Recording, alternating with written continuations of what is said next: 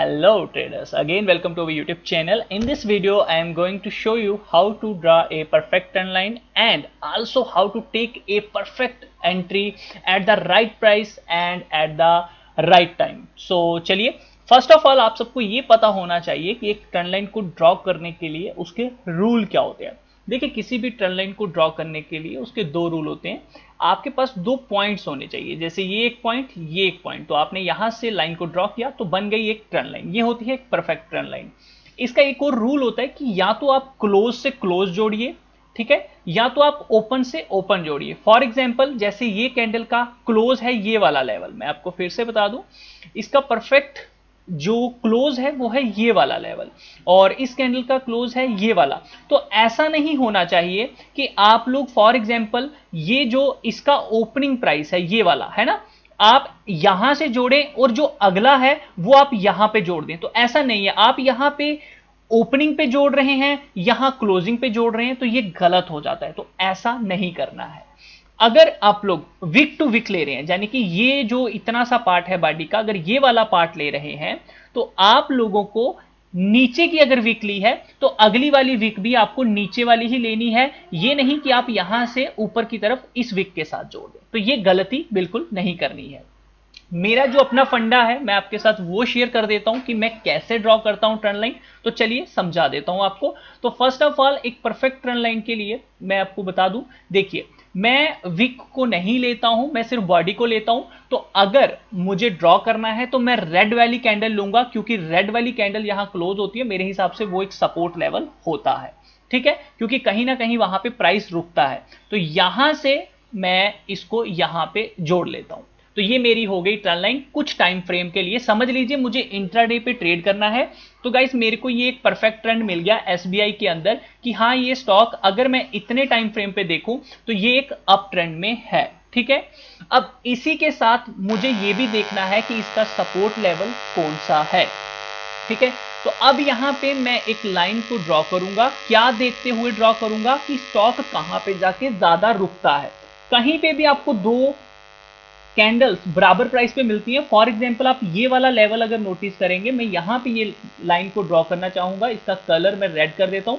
अब आप बोलोगे आपने ये चीज कैसे ड्रॉ कर दी, तो देखिए यहां पे आप लोग देख रहे हो ये कैंडल क्या है, ओपनिंग है, ये कैंडल क्लोजिंग है, यहां पे भी थोड़ी सी आप देख रहे हो जुड़ी हुई है, यहां पे भी कैंडल रुकी हुई है, यहां पे भी कैंडल रुकी हुई है, ये कैंडल्स रुकी हैं। तो आपको ये जो पॉइंट्स जब मिलते हैं ना कि बहुत सारी कैंडल एक प्राइस पे आके या तो वो क्लोज हो रही है या उसको टच कर रही है या रुक रही है, तो हमेशा उस लेवल को अपनी नजर में जरूर रख लीजिए, ठीक है। तो ये मेरे पास एक लेवल जो है मुझे मिल गया।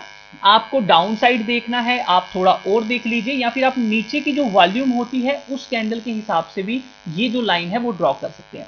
तो अब मैं नीचे को भी एक लाइन जो है ड्रॉ कर देता हूं। फॉर एग्जांपल मुझे यहां पे ड्रॉ करनी है, देखिए अब मैं यहां पे अगर एक लाइन को ड्रॉ करता हूं ये वाली, तो आप लोग देखेंगे कि यहां पे आपको ये एंड ये, और उसके बाद अगर आप देखोगे तो ये भी ऑलमोस्ट इसके साथ जुड़ रही है ये वाली कैंडल, तो ये भी हमें कह सकते हैं कि इसका एक जोन है एसबीआई का, ठीक है।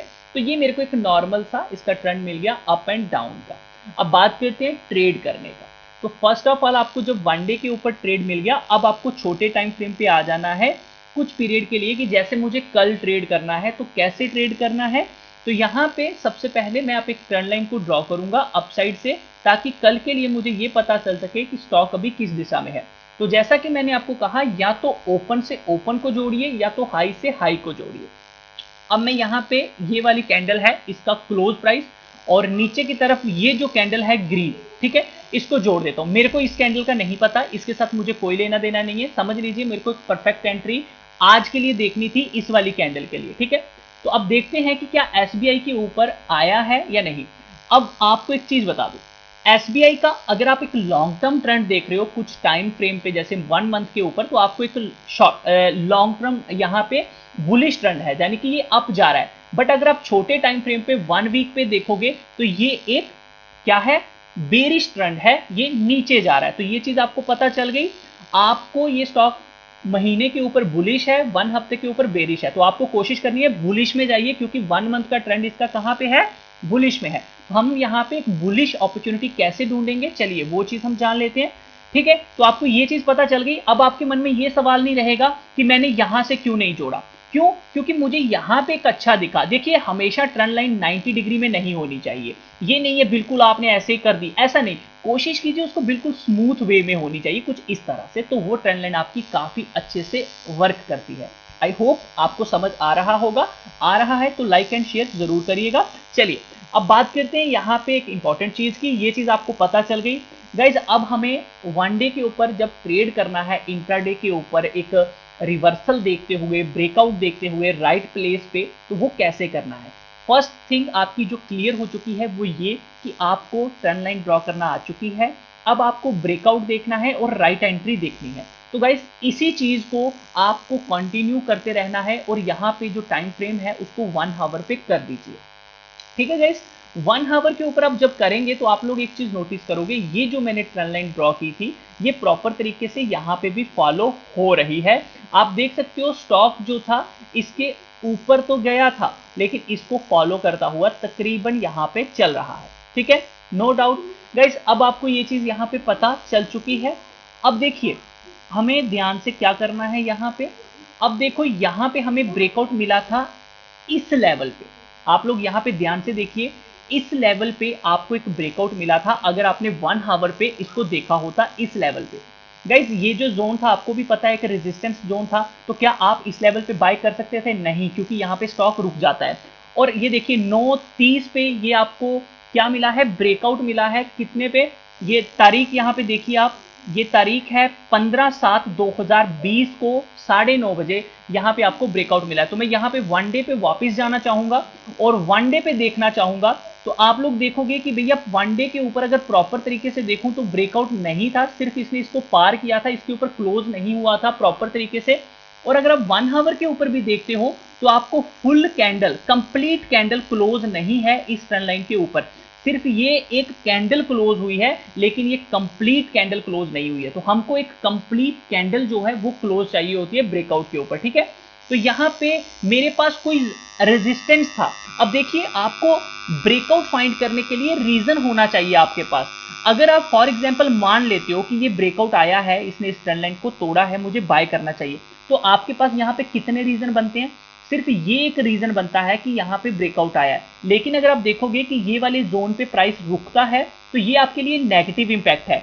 क्या यहाँ पे कोई सपोर्ट लेवल है? बिल्कुल नहीं है, इसीलिए यहाँ पे ये फेक ब्रेकआउट हुआ और मार्केट यहाँ से नीचे आ गई, एसबीआई का स्टॉक नीचे आ गया, क्योंकि यहाँ पे सिर्फ एक रीजन था आपके पास बाइंग का, वो ये कि यहाँ पे ब्रेकआउट आया है, सिर्फ ये, इसके अलावा कोई रीजन नहीं था, इसीलिए स्टॉक नीचे आ गया। जब भी हम किसी स्टॉक को बाय करते हैं ब्रेकआउट पे, आपके पास कम से कम 2 से 3 रीजन होने चाहिए। अब हम आगे बढ़ते हैं और गाइस यहाँ पे देखते हैं। तो गाइस आप यहाँ पे देखोगे कि आपको इस कैंडल पे एक प्रॉपर ब्रेकआउट आया है। अगर आप इसको ध्यान से देखोगे तो ये जो कैंडल है ये फुल क्लोज हुई है इस ट्रेंड लाइन के ऊपर। अब हम इसको नोट करते हैं कहाँ, 16/7/2020 की ये कैंडल है।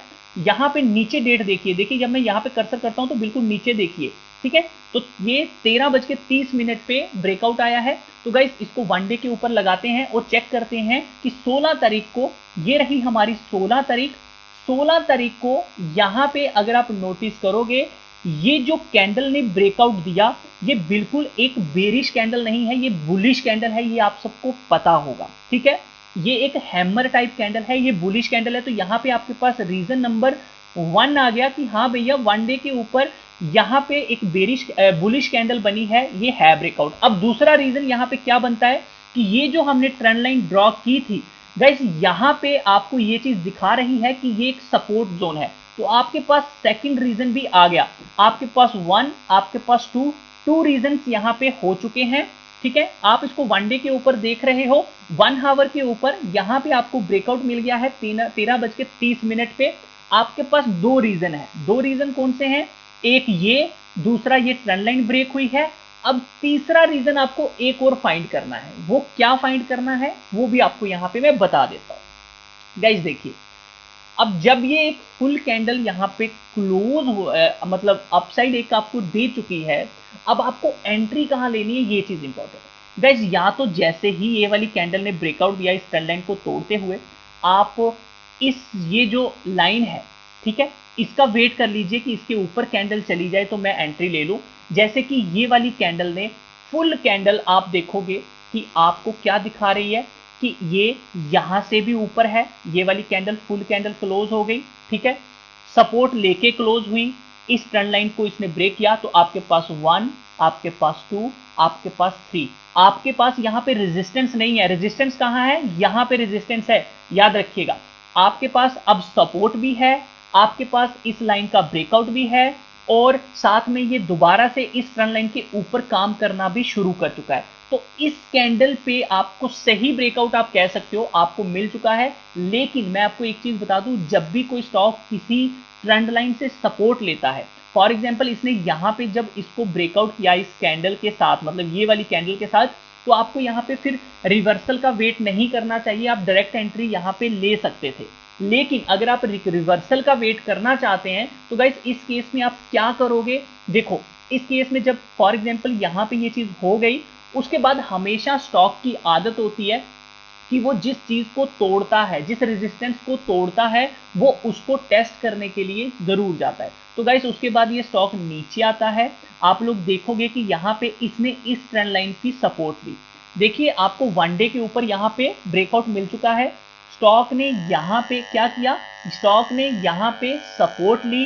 गाइस उसके बाद आप क्या करोगे? आप एक और ट्रेंड लाइन छोटे टाइम फ्रेम पे ड्रॉ करोगे, ऐसे ही। देखिए यहां से ये वाला क्लोजिंग लिया और इसका क्लोज ले लिया, ठीक है। तो गाइस आपको यहां पे ये दिखेगा कि इसने इसको ब्रेकआउट दिया है, आप यहीं पे एंट्री डायरेक्ट ले सकते थे, आपको इंतजार करने की जरूरत नहीं थी। देखो ऊपर से गया, नीचे रिवर्स किया, आपको यहां पे रीजन मिल गया कि ये एक सपोर्ट लेवल है, यहां ब्रेकआउट आ चुका है, आपके पास 2 रीजन हो चुके हैं, वन डे के ऊपर भी आपको ब्रेकआउट मिल चुका है और ये एक रिवर्सल था, ये भी आपको दिख चुका है। तो अगर आप इस कैंडल का जैसे ही हाई टूटा, अगर आप यहां पे एंट्री ले लेते, या तो आप यहां एंट्री ले लेते या फिर इसको आप क्या कर लेते, 15 मिनट के ऊपर ले आते। तो अगर आप 15 मिनट के ऊपर देखो तो आपको यहां पे भी प्रॉपर एक ब्रेकआउट दिख रहा है, ठीक है गाइस।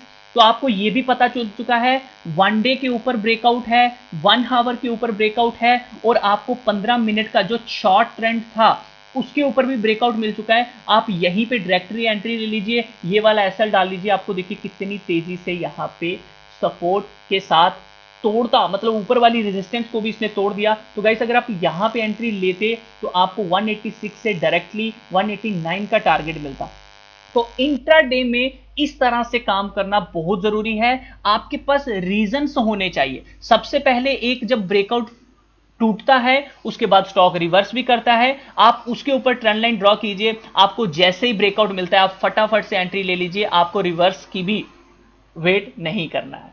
तो गाइस होप सो आप लोगों को ये चीज पता चली होगी। इसी तरह से मैं बेरिश का भी अगला वीडियो लेकर आ रहा हूं बहुत जल्दी, तो करना है आपको बस इस वीडियो को लाइक और ज्यादा से ज्यादा शेयर और चैनल को सब्सक्राइब करके रखिए इसी तरह की और भी वीडियोस पाने के लिए। अगर आपको कुछ भी समझ नहीं आया तो आप कमेंट कर सकते हैं। दूसरी चीज गाइस, ये मेरी स्टडी है, मैंने जो सीखा वो आपके साथ शेयर किया, आपको इस वजह से प्रॉफिट हो मैं कोई गारंटी नहीं देता, लॉस हो मैं उसकी भी कोई गारंटी नहीं देता। तो सब लॉस सब प्रॉफिट आप सबका है, सो देखकर सोचकर समझकर इन्वेस्ट कीजिए, रिस्क इज योर्स। इस वीडियो का आपके प्रॉफिट रिस्क के साथ कोई लेना देना नहीं है, सो जो भी आप ट्रेड लेंगे अपने फाइनेंशियल एडवाइजर से पूछकर ही लीजिएगा।